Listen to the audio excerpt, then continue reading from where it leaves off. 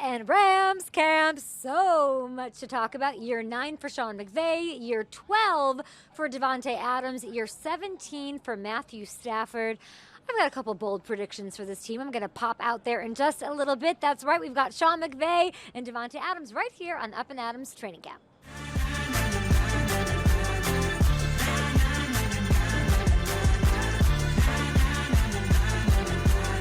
Welcome to Up and Adams. Did I know where we were in Los Angeles? Did I think we might have been somewhere else? San Diego? I don't even know. Encino? No, we are in Los Angeles at Loyola Marymount for Rams training camp. I was here last year in this very place. The weather was a lot harder. The vibes were a little less, I'd say, laid back, fun. I'm into what is going on here. We will be joined by Sean McVay entering year number 9. Won a Super Bowl. He's got his quarterback not out here on the sidelines to start camp with a bit of a back. We've seen this before. How much does he need? What's the plan for him throughout the preseason, of course, and into the season? They got the Texans week 1 on the docket. And I got to say, with Sean McVay, he walks this perfect line of almost being hard on himself, relentless, kind of bringing up mistakes, wanting to get better, plays that he wants back that might bug him in the middle of the night or keep him here at the facility longer, but somehow he doesn't let them hold him back from bringing the right vibe. And I would say, just as a fan and somebody who talks to a lot of coaches, that's like what I pick up from Sean McVay, is that he does like to bring up hated that, but it's not in a SNL Debbie Downer way. He still will pick people up. I don't know that every coach has that. I know there's not coaches in that division that have that. So I think it's very, very special. I think it all works because of him. And, of course, Les Snead, who I hope is running around here at practice, because they have to deal with Aaron Donald, who's, by the way, still working out at the facility every other day, it seems like. But he's not here. Then they had Fisk step up. They have the depth. Obviously, you're having Matthew Stafford, your 17-year vet, having to manage that over these next 2 seasons. What does it mean for your depth at quarterback? What's that room like? I would guess that this quarterback named Jimmy Garoppolo is almost not talked about, underrated, and might end up being super valuable in getting reps while Stafford is sidelined to start camp, in giving reps to the veterans and rookies on this team at the level that he can bring it and make everybody better. They have 2 seasons of slow starts, this Rams team. So I'm curious about maybe if they're tweaking something, or if there's nothing to that and it was coincidence and other factors. I will also say this about Sean McVay. I was looking at his schedule on my drive in to Los Angeles from Los Angeles. I noticed that there's not a more as the world turns, Young and the Restless soap opera-y schedule than Sean McVay. And it's because, of course, the tree he comes from, the tree he has created, facing DeMeco Ryans off the bat. Week 1, Davante Adams versus Stingley. I mean, are you kidding? There are so many layers to this. But also you have to think they were so close to taking the Eagles down. So close to getting past them in that snow game in the playoffs. So the way I'm thinking about it, they have them late in the season, or early in the season, early. They have the Eagles early in the season. What is that vibe? Then you have the Lions. They've got to get one on the Lions. Now you got Davante Adams. That's a division rival of his for most of his career. So they with Jared Goff being as outspoken as he's been, with Sean McVay coming out and saying that the handling of that might have been different if he could do it a second time. Like, that's a huge game this year. And the Lions game isn't until the end of the season. And then they've got maybe the Commanders. They've got those always crazy games against Mr. Shanahan. There's a lot of drama for Sean McVay, his coaching tree, and, of course, where he comes from as he tries to make history, as he already made history as the most winningest coach in Rams history. So can't wait to talk to him. And then somewhere is Davante Adams. I don't know if he's practicing. Is he going to actually practice at all this season? I don't even know. Has he earned it? I don't know. I would say this. When I think about Davante, this situation, being on the same level and aligned, like the pedigree, he's around Super Bowl champions, he's around, a very tenured statesman quarterback like Matthew Stafford. I think it's the right place for him. It's not a young team. It's a really functional team. I think that matters for where Davante is in his personal life. We've got children running around here at camp. I think that sort of matters in the mentality of it. And also just being a relentless madman that's going to use him inside, outside, and all of that. We're going to get into all of these dynamics. It's sort of crazy because if you look at some of the things floating around, people like the Niners more. people like the Niners more. I mean, we had we had Mike Singletary, former Niners coach on our show, saying, "I like the Niners more than the Rams." Couldn't really give me a great reason. I mean, they have the experience, they have the pedigree. Are they still going under the radar? You guys let me know at Up and Adams Show, and we will take a short break here. I promise you. On the other side, Sean McVay, Super Bowl champion coach, will join us. Just finished a walkthrough here at Rams training camp. Sun shining, nice little breeze. What goes through Sean McVay's head as he leaves the field, like right after that ends? Yeah, this is a pretty nice setting to be able to do camp. You know, it's funny. We had our first year last year in our new facilities at Woodland Hills, and so you're grateful for this weather because we have to move practice sometimes in the mornings because it gets so hot in the valley. But you know, I like the way that this group is approaching this year, and there's a good vibe. It still is so early, like we were just talking about. Yesterday was the first day, but they respond. You know, they want to do right. I think there's great leadership, there's great accountability, and you know, this is always about people. So I'm excited. You know, here we are at the very beginning, but everybody's feeling good this time of year, right? Let's get to the stuff that makes me feel good. Nothing makes me happier or warms my heart more than looking at my timeline and seeing paparazzi photos of you and Sandra. Oh my gosh, I know. That's crazy, right? You know, I will take it, but what my do you wife mean? and I How were looking does at that each other. happen I to you don't. and Veronica? I have no idea. You tell me. But it was. We had a great trip. You know, we kind of replicated our honeymoon and. Oh. And they got us there, so they got you. But you we guys had fun. Looked fantastic. She looked good. Yeah, you guys both looked great. But I have to know, what does the text chain look like? Out of the McVays, the D'Amicos, the Shanahans, who strikes first on something like that? Oh, you know, I think more. You know, I definitely can count on a good ribbing from Matt LaFleur. You know, and those guys. But we have fun with each other. I think it keeps us balanced out. But.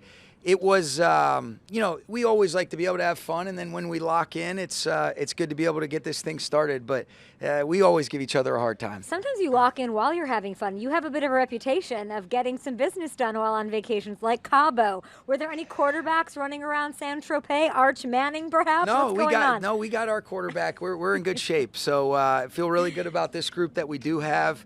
I did actually see, you know, a couple players when we were in the south of France. We ran into to Jordan Hicks was out there with his wife, and so he's a stud. Wish him the best, you know, with the Browns now. But you know, I've coached against him for a while, whether it was in Arizona or Philly, and you know, so it was good to be able to see him. I like how your head isn't even. I can just watch from your mannerisms. Like you're San Tropez 7 years ago.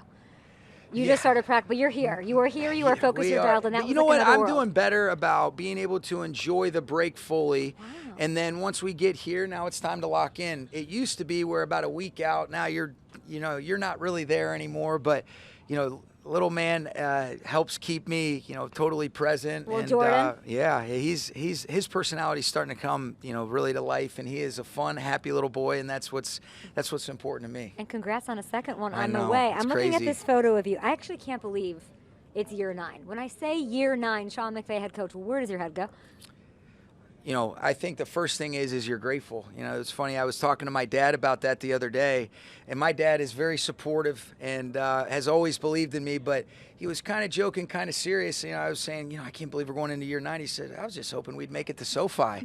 You know, I'm like, oh, thanks for the confidence, you know. So, but it's been a blessing, Kay. And I think, you know, a lot of special people. I think what I feel fortunate about in all seriousness, though, is you get a chance to learn from, you know, some good things and then a lot of mistakes that you want to try to be able to do better in terms of how you impact, how you lead, how you handle all the different situations and scenarios as it relates to just being, you know, a mature, good person to people, inevitably, where you have to have a lot of hard conversations. And, you know, I feel excited about, you know, trying to do it better every single year, you know, for these guys. I was looking at this photo of you from year 1. Yeah. I mean, you look the exact same. You are. I don't know. You don't think so? Nah. I think you look the same. This is 9 years ago. Yeah. Outside of maybe being better about celebrating or being however you would put that. When you look at this guy from 9 years ago and the guy you are now, what has changed about you or evolved with how you look at football? I can't drink and eat the way that I used to. I can promise you that.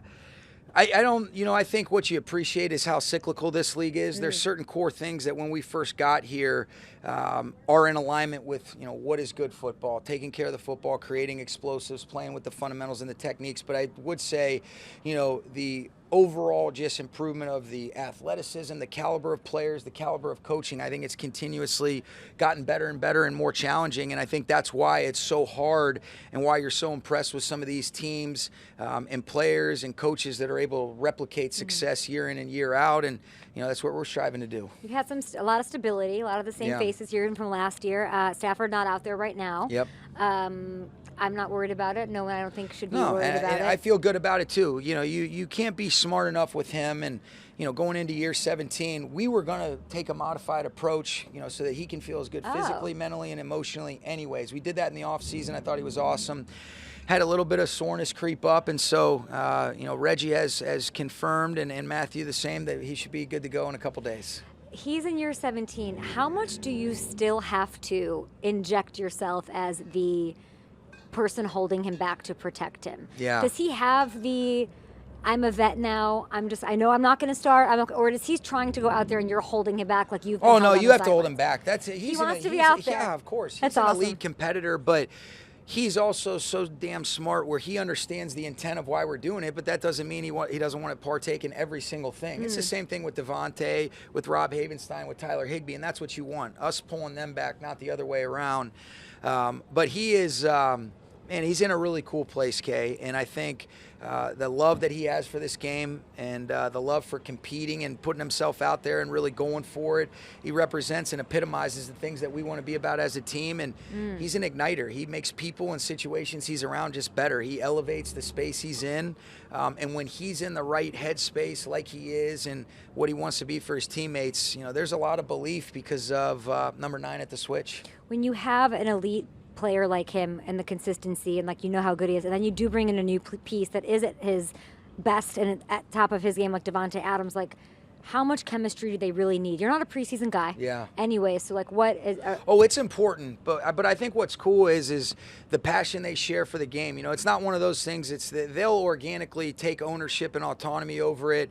They're both so smart. They both have so many different experiences they can draw on, and I think there's a lot of respect they have for one another, watching each other from afar, and just hearing them talk football and then establish a rapport of how they want to be able to do things, how they want to get on the same page. It's pretty cool to witness as you're seeing, 2 Hall of Famers that are still really in a pretty special part of their career join forces, and they've already made a pretty cool impact on their teammates, but we're looking forward to getting this thing going when we play the Texans. The Texans is the big opportunity when we open the season, but we will have a chance to be able to compete against one another. We'll do a scrimmage that we'll kind of set up, and then we'll get a chance to go against the Chargers and Cowboys in a joint practice. Do you think you have the best backup quarterback in the league? Yeah, I do. I feel like that's not getting talked about. I look at Jimmy, he's a starting quarterback. And so what's cool about that, though, is the respect and reverence he has for Matthew and the way that Matthew leads that room. But Jimmy has played at a really high level, and he's going into year 12. He's got so many things to bring to the table, and we were really fortunate that he chose to come back here because he had a lot of other opportunities.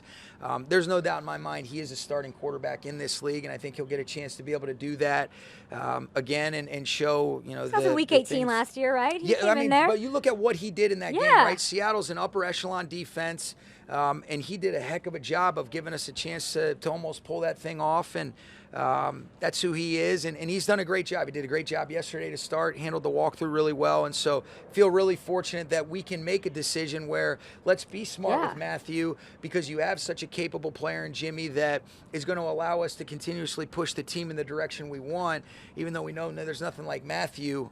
Having Jimmy has been a real blessing. I think he's the best. Yeah, I no doubt. Best backup quarterback in the league. You guys are sitting pretty here in this beautiful sunshine. A lot of talk about some slow starts recently. Do you buy into that? Do you think about that at all? Is there something to it? Well, there's no doubt. I mean, and I could give you reasons for why I think each of those last 2 years started the way that they did. I don't think they're related, but ultimately, every year is a new year. That I think when you talk about going into year 9, you have a real appreciation perspective. You get up there and you say the coach speaks stuff, but when you really say the amount of time in between, the usual turnover, the way that other teams adjust and adapt, every single year is a new year. And what we did last year, I think you can draw on some positive experiences of resilience, overcoming adversity, but it's about how this team comes together. How do we shape the way that we work, the energy that we bring, the enjoyment we have for working together and each other, and what kind of mindset are we able to establish in the midst of of, inevitable adversity and ebbs and flows that a season brings. I remember sitting here last year at the same time talking to you about adversity and asking, I was just poking holes like, how are you going to fill this Aaron Donald hole? Yeah. How are you going to, you did it. You did it. And it was unbelievable. From the roster construction to the, it was, what were you going to say? Sorry. No, you're. It's just kind of crazy, and now I'm like, how are you going to fill the Cooper Cup? And here we're okay. Well, here's what I'll say. We thought we knew what it would be like without Aaron, and then once you start playing, you realize, man, he was so special. And we've got some really special young players, but we never expected or would ask anybody to ever replace Aaron Donald. You don't do that. You know that from being around him and what he's done. But I did like the progression. We started off, it was rough. You're 1-4. But I think the cool thing, especially as it relates to the defensive front, those guys got better. It's a tremendous credit to Chris Shula, to Giff Smith, to Joe Caniglio, bringing in Drew Wilkins to be able to help out with the defensive line. I'm really excited about the youth of this team, and then, hey, how do we use some of that youthful exuberance and some of the, experience we've accumulated, to be able to continuously take steps in the direction that we want to.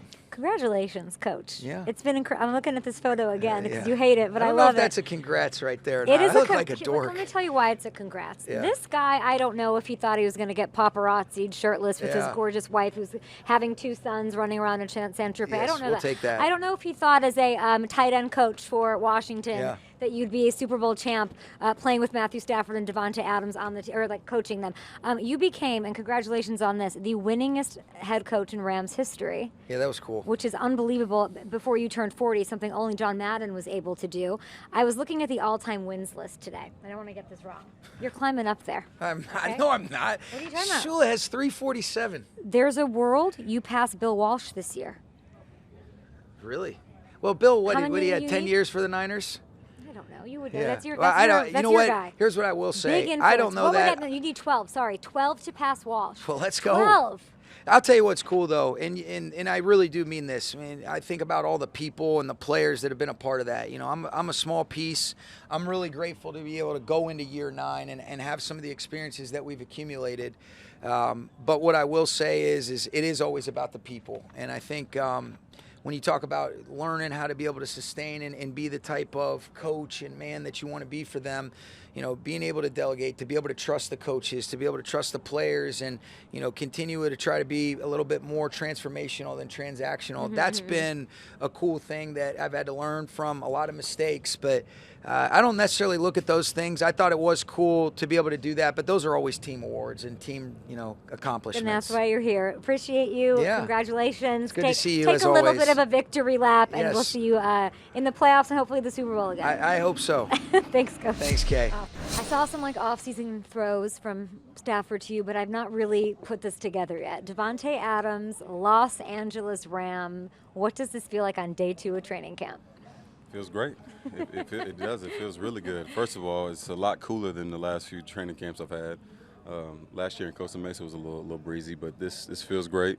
The vibe feels great. Everything about it's been good. Did you even break a sweat today? What's going on? You have veteran day already? What's happening? It's day 2. This is year 12 though, so we got to make sure we ready to go for week 1. A lot of numbers in there, but yeah, I had a solid day yesterday. Came out day 1, and we all kind of got grooving, got our feet wet, and just managing a little bit, just making sure we're still running, doing what we got to do, just a little off the body. Is Coach exactly what you thought he would be like from everything you knew about him? Of course, the recruiting thing, iconic, now infamous, you're in Tokyo, Yeah. but when you finally get to be in person with him in those meetings, is he as advertised, or what stood out? I would say I think I've mentioned this before, but I don't know if I've ever gotten universal feedback about a human being, and then it turned out to be like 100% accurate. Getting around him and just seeing how he is as a person, the respect he has for players, the way he communicates. Just the vibe, just the sameness every single day. Like you love that in your coach, and you love the respect that he gives. From the bottom to the top. It's everybody, and you can see it. And that's why they speak the way that they do about him. And it's been fun for me to get to know him even more, just because I feel like we were not enemies, but opponents. Yeah. I would see him and like his vibe, and he obviously was a fan of my film as well. So. Yeah, it's great to be able to be on the same side together now. He said you're very swaggy as you walked up. That's what he said. I go, what do you make of Davante? He goes, he's very swaggy. Okay. Do you two have the same mentality? And what I mean, obviously, You're a little bit more laid back, in my opinion. He's a little bit more intense. I think that's changed as time's gone on. It's year 9 of him as head coach. He really harps on his mistakes. Like he will, whenever I talk to him, he's always talking about learning from the mistakes, and he's always like, I would want this play back, and he'll think about these things. Do you think that way, or do you move on or compartmentalize? He's always like right there thinking about getting better every second. Well, I think in his situation, the way he does it, there's nothing wrong with it. There's certain ways you can go about harping on things to where it's more negative and it doesn't allow you to move forward. Right. He has the growth in mind, I think, when he's talking about not being satisfied with basically what he's done, which is the mentality of all the greats. I mean, I feel like Jordan was that way. Kobe, with the, job's not done, that job ain't finished. That whole mentality, that's the greats are never satisfied where they are, and they're always trying to continue to elevate. And having won a Super Bowl, he knows what it takes now. So, when you see certain things or people want to acknowledge the small accomplishments along the way, you as a great, you want to sit there and just kind of be like, I appreciate it, but let's ease up a little bit on the congratulations, and we're gonna continue to push and hopefully match what we've done, if not exceed it. You want to be on the same page as Matthew Stafford. He's not out there. There's veteran days. You're 12 years in. He's 17 years in. How do you manage that? Like you and him personally, how do you guys figure out how to get on the same page?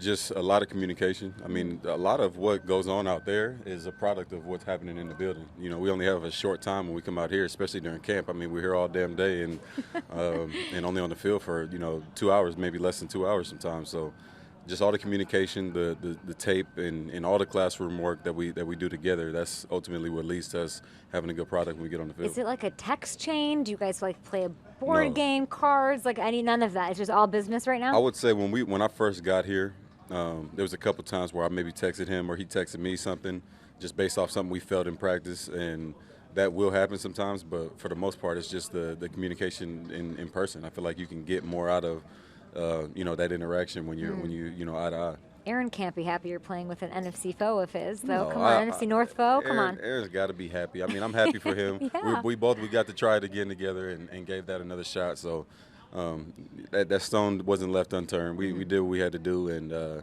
it just obviously didn't work. But just like for me, I wish him nothing but luck, and I know he's going to go out there and ball out too. Do you know that this time last year, you were telling me how much you respected Puka's game? Mm-hmm. I can go back and think of exactly where I was in my studio and where you were talking about how much you respect how he approaches the game, how tough of a player is.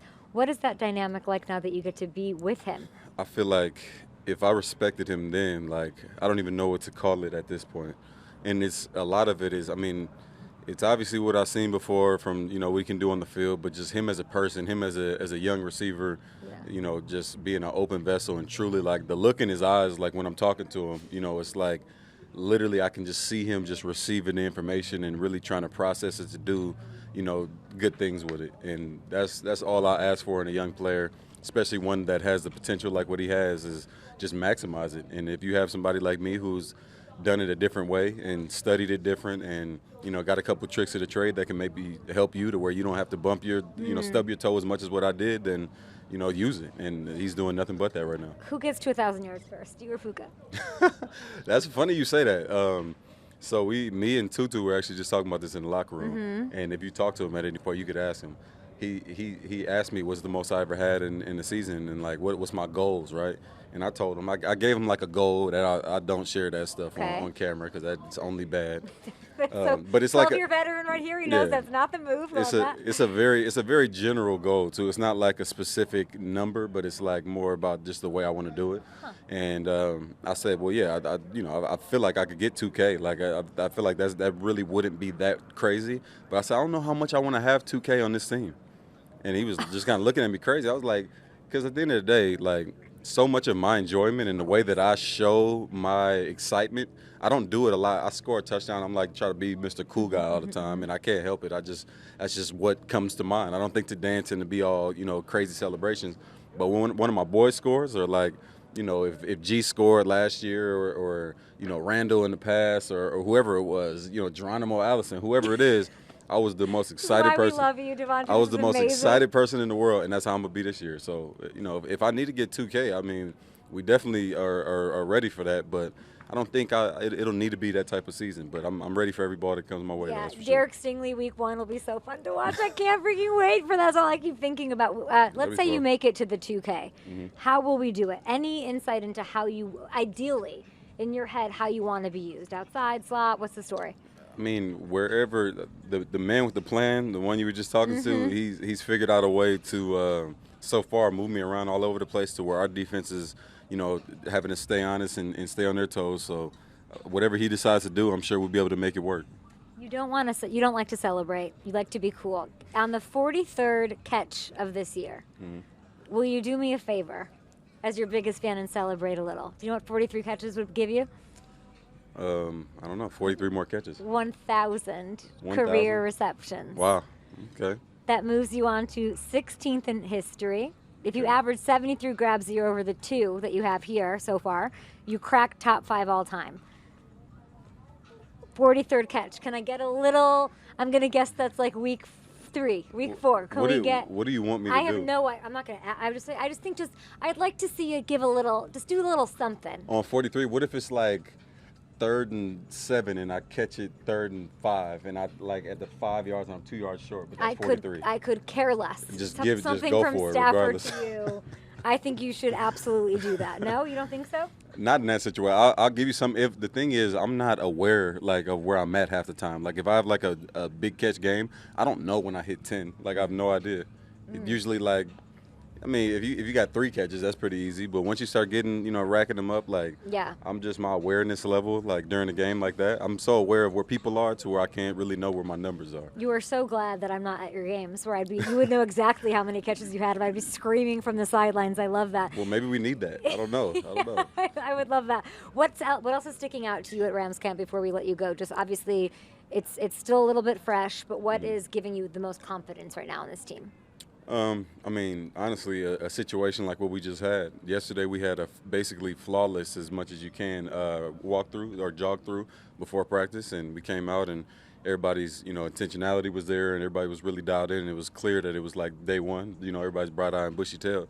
And then today we came out and it wasn't bad in any way. It just the energy levels were a little bit lower.